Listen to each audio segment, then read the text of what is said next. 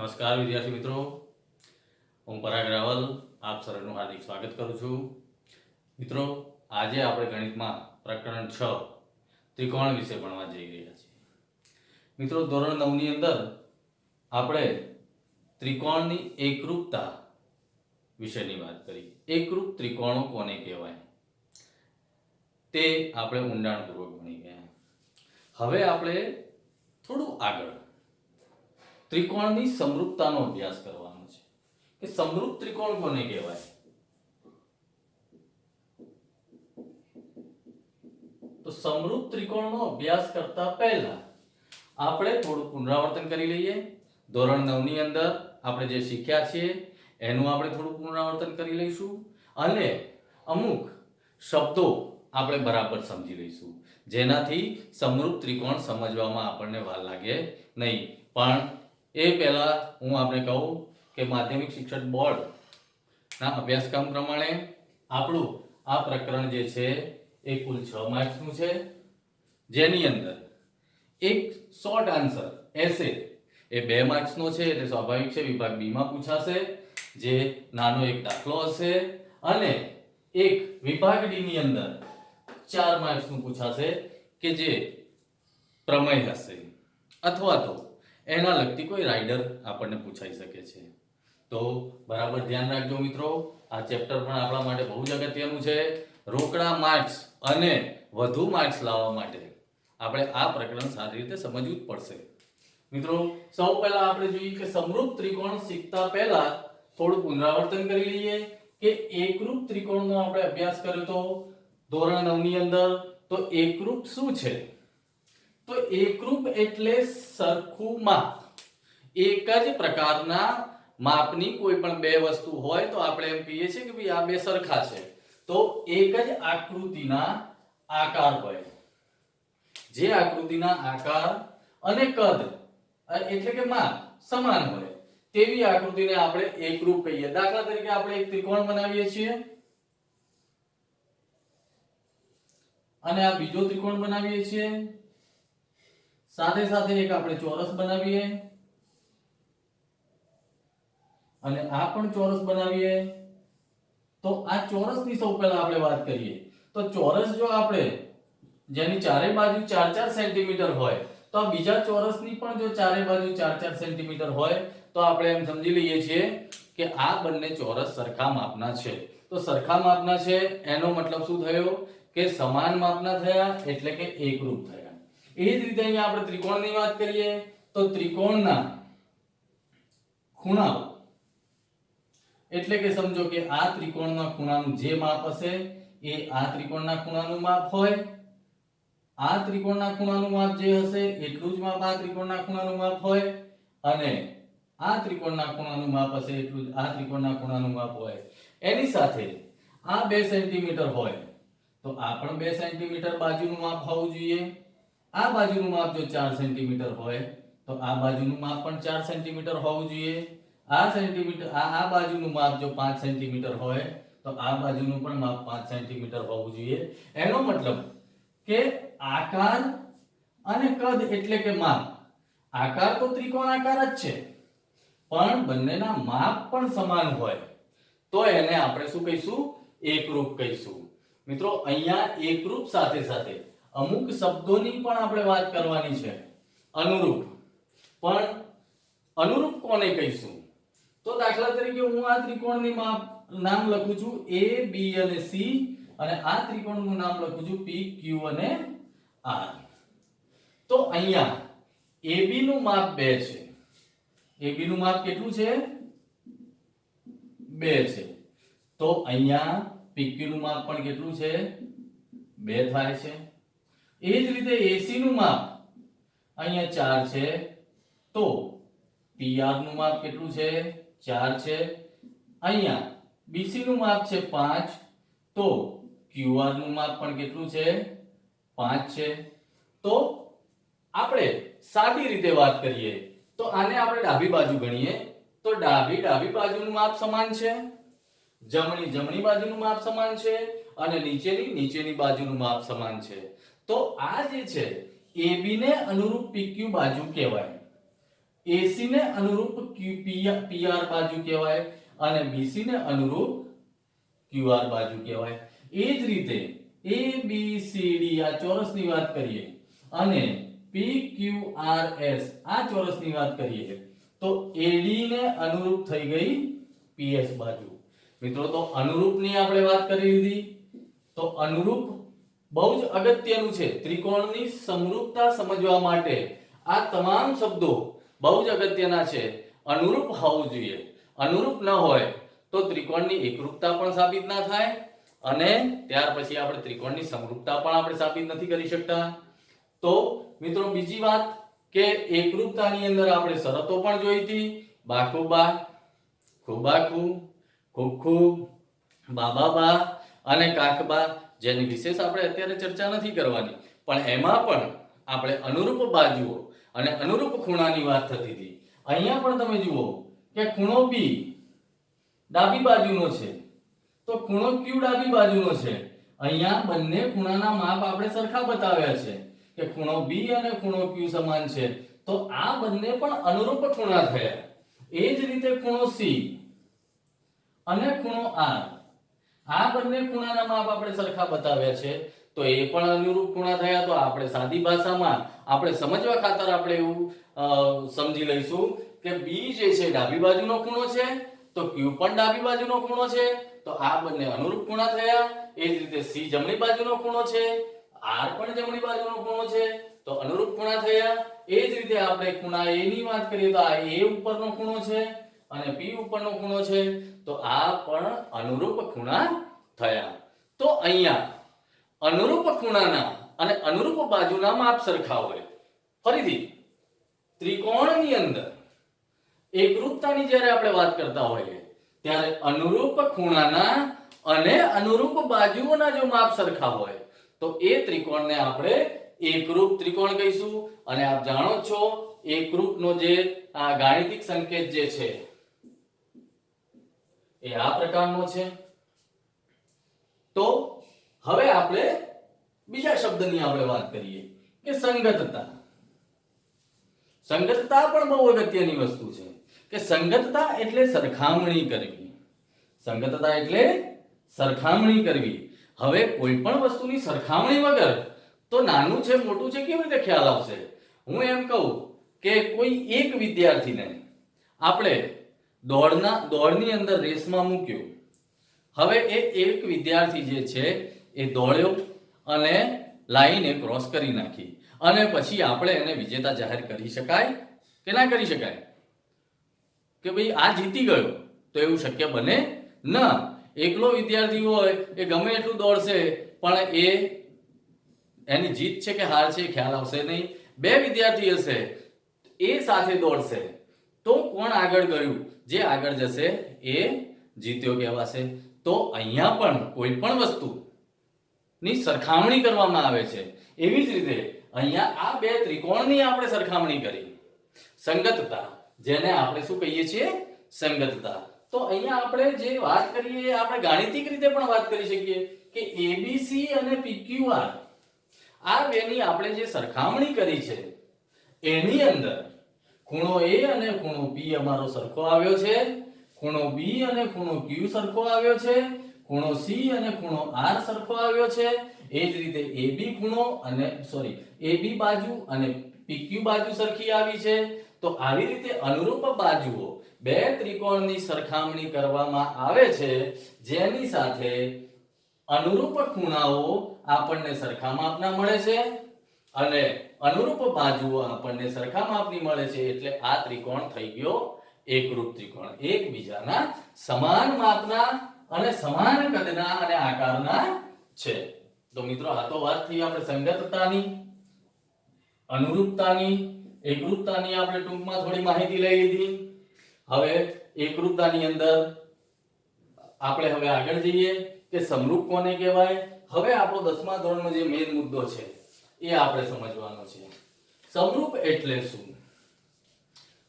તો કોઈ પણ આકૃતિ હોય એને આપણે ઓળખવાની છે. તો હું એમ કહું કે આ શું છે? તો તમે કહો છો ત્રિકોણ. એ જ રીતે હું એમ કહું કે આ શું છે? તો તમે તરત જ કહી દેશો કે ત્રિકોણ. હું એમ કહું કે આ શું છે, તમે કહેશો લંબચોરસ. એ જ રીતે હું એમ કહું કે આ શું છે, તો કહેશો લંબચોરસ.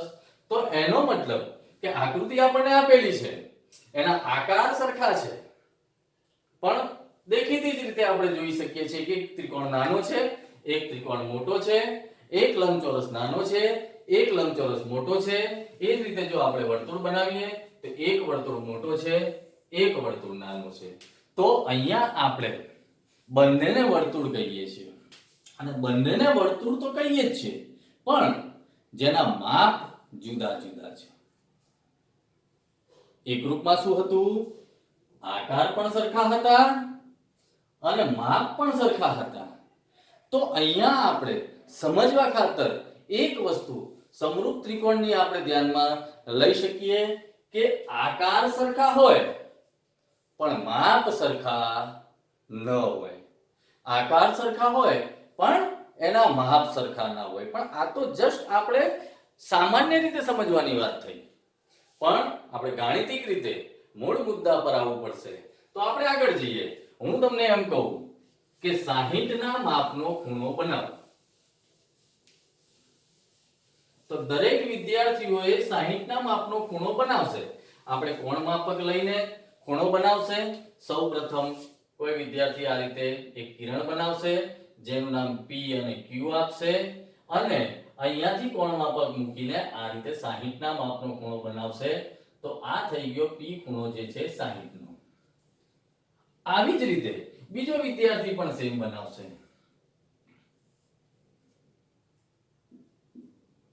A, B અને C નામ આપીશું. તમે જુઓ, આ 60 નો ખૂણો બન્યો, આ પણ 60 નો ખૂણો બન્યો, પણ હું આની લાઈન લાંબી કરી દઉં તો આકાર બદલાઈ ગયો, કદ મોટું થઈ ગયું. આકાર તો સેમ છે, પણ શું થયું? કદ મોટું થઈ ગયું. પણ અહીંયા માપ કોનું મોટું થયું? તો કે આ જે બાજુઓ છે એનું માપ મોટું થઈ ગયું. 60 ના ખૂણાનું માપ તો કોઈ ફરક પડ્યો નથી. તો અહીંયા આપણે બીજી વસ્તુ એક સમજવાની છે. સમરૂપ ત્રિકોણ બનાવવા માટે ખૂણાના માપ સરખા હોવા જોઈએ. ખૂણાના માપ સરખા હોવા જોઈએ. તો હવે એક વસ્તુ ખ્યાલ આવી ગઈ કે ખૂણાના માપ સરખા હોય, બાજુઓના માપ સરખા ન હોય તો ચાલે. પણ એક વસ્તુ ખાસ ધ્યાનમાં રાખવાની છે, ખૂણાના માપ સરખા એટલે કોઈ પણ ખૂણાના માપ નહીં. આ મહત્વની વસ્તુ છે. અનુરૂપ ખૂણાના માપ સરખા હોવા જોઈએ. તો અનુરૂપ કોને કહીએ છીએ એ આપણે આગળ સમજી ગયા. તો ગુજરાતીની અંદર આપણે સાદી રીતે શબ્દોની અંદર જ્યારે સમરૂપ ત્રિકોણ સમજવું હોય તો આપણે એક વસ્તુ આપણે સમજી શકીએ છીએ કે ભાઈ કોઈ પણ ત્રિકોણ હોય એના ખૂણાના માપ સરખા હોય. પણ ખૂણાના માપ એટલે કયા ખૂણાના માપ? અનુરૂપ ખૂણાના માપ સરખા હોય, પણ બાજુઓના માપ સરખા હોય નહીં. તો બાજુઓના માપ સરખા ન હોય તો કેવા હોય? બાજુઓના માપ સરખા ન હોય તો કેવા પ્રકારના હોવા જોઈએ? તો કે સમપ્રમાણમાં હોવા જોઈએ. એક શબ્દ આપણા માટે નવો આવ્યો, સમપ્રમાણમાં હોવા જોઈએ. સમપ્રમાણ. સમ એટલે સરખા, પ્રમાણ એટલે અહીંયા ગુણોત્તરની વાત થાય છે. ગુણોત્તર શોર્ટમાં આપણે કહીશું ભાગાકાર. તો અહીંયા આપણે શાબ્દિક રીતે સમજ્યા.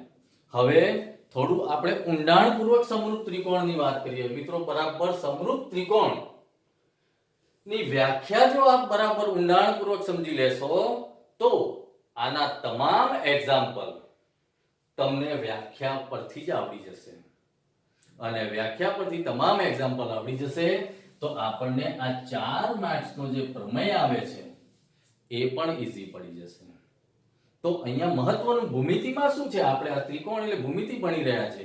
તો ભૂમિતિ વસ્તુ જે છે કે જે આપણી રકમ આપેલી છે એ શાબ્દિક સ્વરૂપે આપેલી હોય છે, અને શાબ્દિક સ્વરૂપમાંથી જ્યારે ગાણિતિક સ્વરૂપમાં એને રૂપાંતર કરતા જો આપણને આવડી જાય તો બધા જ એક્ઝામ્પલ આપણા માટે સરળ થઈ જાય.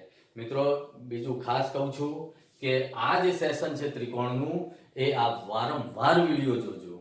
આ વારંવાર વિડિયો જોવાથી સમરૂપ ત્રિકોણની વ્યાખ્યા તમારા બરાબર મગજમાં બેસી જશે અને પછી આપણે જે એક્ઝામ્પલ ગણવાના છે એ બહુ જ સરળ રહેશે. તો હવે આપણે ઊંડાણપૂર્વક સમજીએ કે સમરૂપ ત્રિકોણની વ્યાખ્યા. તો સૌપ્રથમ આપણે વાત કરીએ કે સમરૂપ ત્રિકોણ. તો આપણે વાત કરી કે આકાર સરખા હોય પણ કદ સરખા હોય નહીં. તો આપણે બે ત્રિકોણ બનાવીએ.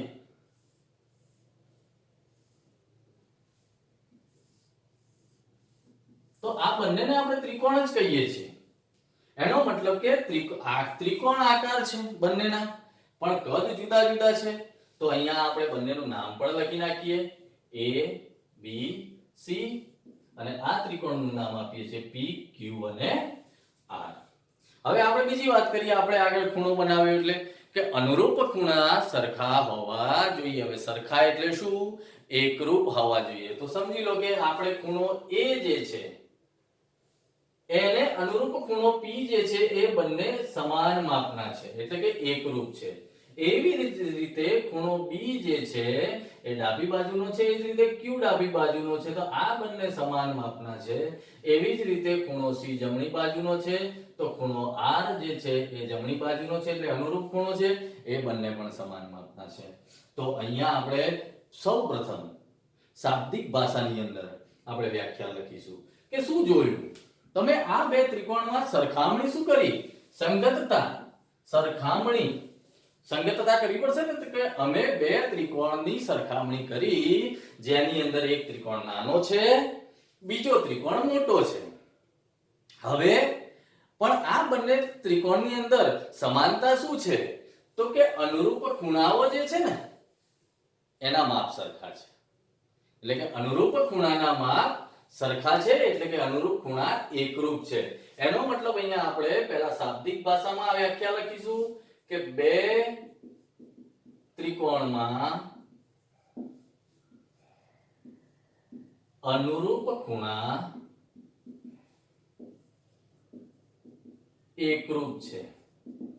હવે બીજું તો કઈ ખાસ જોવા મળતું નથી. આપણે બે ત્રિકોણ જોયા જેને આપણે શું કરીએ છીએ? સરખામણી કરીએ છીએ. તો જોયું તો ખૂણો A અને ખૂણો P ના માપ સરખા છે, ખૂણા B અને ખૂણા Q ના માપ સરખા છે, ખૂણો C અને ખૂણો R ના એટલે કે અનુરૂપ ખૂણાના માપ સરખા છે. તો હવે હું તમને એમ પૂછું કે બાજુના માપ સરખા છે? તો ના, કારણ કે બાજુઓ જે છે એ નાની મોટી છે. તો એનો મતલબ એવો થયો કે આપણે શોર્ટમાં કોઈ તમને પૂછે કે સમરૂપ ત્રિકોણ કોને કહેવાય, તો આટલું જ તમારે વિચારવાનું. પહેલું કે અનુરૂપ ખૂણા એકરૂપ હોય, બાજુઓ સરખી ન હોય. પણ કઈ બાજુઓ? અનુરૂપ બાજુઓ સરખી હોય નહીં. તો અનુરૂપ બાજુઓ સરખી ન હોય તો મેં આપણે આગળ વાત કરી કે કેવી હોય? તો કે સમપ્રમાણમાં હોય. તો ત્રિકોણ સમરૂપ હોવાની આપણી પાસે બે શરતો છે. પહેલી, અનુરૂપ ખૂણા એકરૂપ હોવા જોઈએ, અને બીજું અનુરૂપ બાજુ સમપ્રમાણમાં હોવી જોઈએ. બરાબર ધ્યાન રાખજો મિત્રો કે સમરૂપ ત્રિકોણ કોને કહેવાય. તો પહેલા જ આપણા મગજમાં આવી જવું જોઈએ કે અનુરૂપ ખૂણાના માપ એકરૂપ હોય અને અનુરૂપ બાજુઓ સમપ્રમાણમાં હોય, તો એ બે ત્રિકોણ સમરૂપ છે તેમ કહેવાય. તો હવે આપણે ગાણિતિક ભાષાની અંદર વાત કરીએ કે બે ત્રિકોણની અંદર તમે સરખામણી કરી તો શું થયું? તો કયા બે ત્રિકોણ? હવે ખાસ અગત્યનું છે કે શાબ્દિક ભાષામાંથી આપણે ગાણિતિક ભાષામાં આવવાનું છે. તો અહીંયા તમે બે જે ત્રિકોણ જોયા એ કયા જોયા? તો કે ABC અને PQR. તો આપણે લખીએ કે ત્રિકોણ ABC અને ત્રિકોણ PQR માં શું કર્યું? સરખામણી કરી. તો આપણે લખીએ ABC સંગતતા, એટલે એનો સિમ્બોલ આ રીતનો છે, આપણું ચિહ્ન, જેને આપણે એક એક સંગતતા કહીએ છીએ, PQR. તો આની અંદર તમે શું જોયું? ABC ત્રિકોણ તમને આપેલો છે, ત્રિકોણ PQR આપેલો છે, જેમાં તમે સરખામણી કરી એટલે આપણે ગાણિતિક ભાષામાં લખ્યું એબીસી એક એક સંગતતા પીક્યુઆર. તો તમે શું સરખામણી કરી?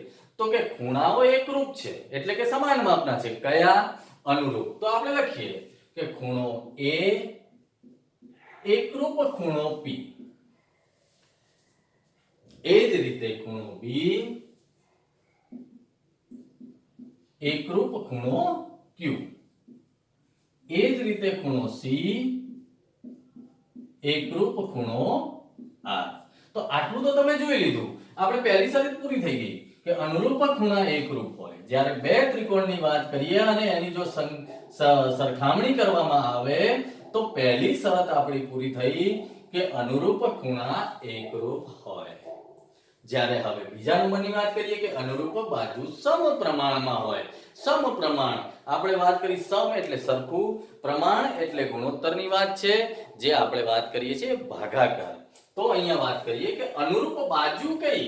તો આપણે વાત કરીએ કે AB ને અનુરૂપ બાજુ કઈ છે? PQ. ચલો એની સામે લખીએ AB ને અનુરૂપ PQ છે. એ જ રીતે BC ને અનુરૂપ કઈ બાજુ છે? QR છે. એ જ રીતે AC ને અનુરૂપ બાજુ કઈ છે? PR છે.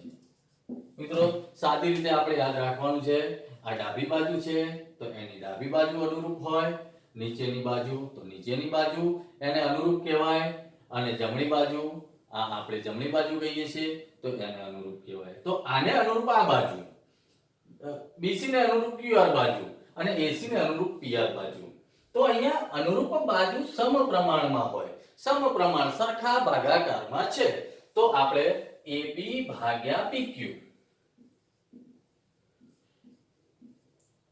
બરાબર BC ભાગ્યા QR બરાબર AC ભાગ્યા PR. બરાબર સમજી લેજો. આને સમપ્રમાણમાં કહેવાય. અનુરૂપ બાજુઓ સમપ્રમાણમાં છે તેમ ગાણિતિક રીતે જો આપણે સમજવું હોય તો આપણે આ રીતે લખી શકીએ. AB ભાગ્યા PQ બરાબર BC ભાગ્યા QR બરાબર AC ભાગ્યા PR. તો આ શરત નંબર 2, જો આ બંને શરતો હોય તો બે ત્રિકોણની સંગતતા સમરૂપતા છે તેમ કહેવાય. એનો મતલબ આપણે આવું લખીએ કે ABC એક એક સંગતતા PQR સમરૂપતા છે એનો મતલબ. તો હવે આપણે જેમ એકરૂપની અંદર ગાણિતિક સંજ્ઞા આવી છે તો અહીંયા આપણે સમરૂપતાની ગાણિતિક સંજ્ઞા ત્રિકોણ ABC સમરૂપ ત્રિકોણ PQR. આ જે છે સમરૂપતાની ગાણિતિક સંજ્ઞા આપણી આ છે. ખાલી ઉપરનું ઇક્વલ ટુ નીકળી જાય. તો મિત્રો આ આપણી વ્યાખ્યા છે. વ્યાખ્યા બરાબર રીતે તમારે સમજવાની છે કે બે ત્રિકોણની સંગતતા દર્શાવવામાં આવે ત્યારે જ એની અનુરૂપતા નક્કી થાય. હવે આપણે એક બીજી વાત કરીએ કે બે ત્રિકોણની સંગતતા દર્શાવવામાં આવે ત્યારે જ અનુરૂપ ખૂણા અને અનુરૂપ બાજુઓ આપણે શરત નક્કી કરી શકાય. હવે તમને આવું આપ્યું છે કે ત્રિકોણ ABC અને ત્રિકોણ PQR માં ABC એક એક સંગતતા QPR સમરૂપતા છે. સંગતતા બહુ જ અગત્યની વસ્તુ છે. બે ત્રિકોણ તો આપણને ABC અને PQR આપેલા હોય અથવા તો કોઈ પણ નામ આપેલું હોય, એની સાથે જો સંગતતા આપેલી હોય તો આપણે ત્રિકોણ જે દોરીએ છીએ એમાં નામ આપણે આ રીતે જ્યાં A છે ત્યાં Q લખવો પડે. એ જ રીતે આપણે ત્રિકોણ દોરીએ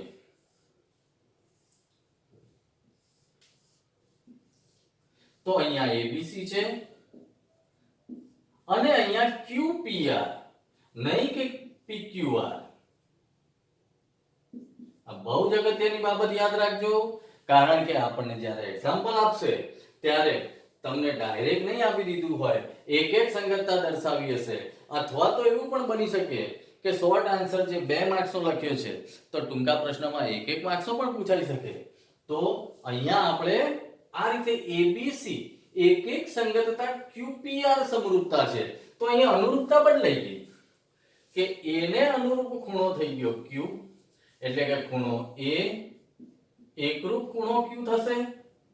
એ જ રીતે ખૂણો B એકરૂપ ખૂણો P થશે. એ જ રીતે ખૂણો C એકરૂપ ખૂણો R થશે. અને પહેલી શરત આપણી ક્લિયર, અનુરૂપ ખૂણાઓ એકરૂપ હોય. હવે જો આ વસ્તુ ગોખી નાખી હોય તો ચાલે નહીં, આપણે પ્રેક્ટિકલ થવું પડશે. કોઈ પણ ત્રિકોણના નામ આપણે લખવાના અને જાતે જ આપણે પ્રેક્ટિસ કરવાની છે. ABC ના બદલે ML LMN કોઈ પણ વસ્તુ તમે નામ લખીને તમે આ અનુરૂપ ખૂણા તમે બતાવો અને બાજુઓ સમપ્રમાણમાં તમે જાતે જ પ્રેક્ટિસ કરીને બતાવો. જો હવે આપણે બાજુઓ સમપ્રમાણમાં તો AB ડાબી બાજુ, એ જ રીતે PQ ડાબી બાજુ, તો AB ના ભાગ્યા PQ બરાબર BC ના ભાગ્યા PR, BC ના ભાગ્યા PR અને બરાબર AC ના ભાગ્યા QR, AC ના ભાગ્યા QR. તો આપણી પહેલી શરત આ હતી અને બીજી શરત આ છે. તો આ બંને શરતો છે એટલે આ ત્રિકોણ કેવો થઈ ગયો? સમરૂપ થઈ ગયો. તો બરાબર મિત્રો ધ્યાન રાખજો કે ત્રિકોણ સમરૂપ હોવાની શરત તો પહેલી, અનુરૂપ ખૂણા એકરૂપ હોય અને અનુરૂપ બાજુઓ સમપ્રમાણમાં હોય. સંગતતાનું આપણે ખાસ ધ્યાન રાખવાનું છે અને સંગતતા પ્રમાણે આપણે અહીંયા જે કઈ રકમ આપી હોય સૌ પહેલા એને સમજીને આપણે પહેલા આકૃતિ દોરીશું અને આકૃતિ દોરવાથી આપણને આખો એક્ઝામ્પલ અથવા તો કોઈ પણ જે શોર્ટ ક્વેશ્ચન આપ્યો હોય અથવા તો લોંગ થિયરી આપી હોય એ એક્ઝામ્પલ સમજવાથી આપણને ઘણું બધું સરળ પડી જાય. મિત્રો તો અહીંયા આપણે સૌપ્રથમ સમરૂપ ત્રિકોણ કોને કહેવાય એના વિશે સમજ્યા. સતત આ વિડિયો વારંવાર જોજો અને વારંવાર જોવાથી પહેલા સમરૂપ ત્રિકોણની વ્યાખ્યા આપણે પૂરેપૂરી મગજમાં ઉતારી દેજો. કારણ કે હવે નેક્સ્ટ સેશનની અંદર આપણે આ ચેપ્ટરની અંદર કેટલા એક્ઝામ્પલ આવે છે અને એક્ઝામ્પલની કેટલી રીતો આવે છે એ એક સ્ટેપ બાય સ્ટેપ આપણે સમજીશું. તો ત્યાં સુધી આ બરાબર આ સમરૂપ ત્રિકોણને સમજી લો અને આપની નોટબુકમાં લખી લો. મિત્રો ખાસ વાત કે આપણે જે આ સેશન્સ જોઈએ છીએ, આ વિડીયો જોઈએ છીએ અને સતત વારંવાર જુઓ અને ખાસ કરીને ચેનલને આપણી ચેનલ જે છે એને સબસ્ક્રાઇબ કરો અને આ બેલ આઇકોન બટન દબાવો, જેનાથી શું છે કે નેક્સ્ટ વિડીયો આપણને ઇઝીલી અને ઝડપથી આપણને મળી રહે. તો મિત્રો આજના સેશનમાં આપણે રજા લઈએ છીએ. તો હવે નેક્સ્ટ સેશનમાં મળીશું. ત્યાં સુધી હું રજા લઉં છું. નમસ્કાર, જય હિન્દ, જય ભારત.